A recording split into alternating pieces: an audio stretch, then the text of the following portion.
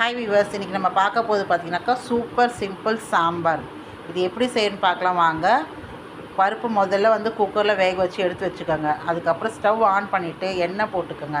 அதில் கடுகு, கருவேப்பிலை, பச்சை மிளகா, பெரிய வெங்காயம், சின்ன வெங்காயம் உங்களுக்கு எது இருக்கோ அது போட்டுட்டு நல்லா வதக்கி எடுத்துக்கோங்க. வதக்கினதுக்கப்புறம் நம்ம ஏற்கனவே வேக வச்சுருக்க பருப்பு இருக்குங்க, அதை இதோடு ஆட் பண்ணிவிடுங்க. ஆட் பண்ணி தேவையான அளவு தண்ணி, உங்களுக்கு எப்படி சாம்பார் திக்னஸ் வேணுமோ அதுக்கேற்ற மாதிரி தண்ணி ஆட் பண்ணி இது சேர்த்துக்கோங்க. அதுக்கப்புறம் குழம்பு மிளகாய் தூள் ஒரு கொஞ்சமாக, மஞ்சள் தூள், பெருங்காயப்பொடி, இந்த சாம்பாருக்கு தேவையான அளவு உப்பு போட்டு நல்லா கொதிக்க விட்டு இறக்குங்க. இறக்கும் போது பார்த்தீங்கன்னாக்கா ஒரு ஸ்பூன் நெய், கொத்தமல்லி போட்டு இறக்குனாக்கா டேஸ்ட்டு அல்டிமேட்டாக இருக்கும். சிம்பிள் இன்க்ரீடியன்ஸ் வச்சு நம்ம பண்ணுறோம். இது இட்லி, தோசை, சப்பாத்திக்குமே நல்லாயிருக்கும். ட்ரை பண்ணி பார்த்துட்டு எப்படி இருக்குன்னு கமெண்ட்ஸும் சொல்லுங்கள். நம்ம சேனல் பிடிச்சிருந்தால் லைக் பண்ணுங்கள், ஷேர் பண்ணுங்கள், மறக்காமல் சப்ஸ்கிரைப் பண்ணுங்கள். வாங்க எல்லோரும் சாப்பிட்லாம்.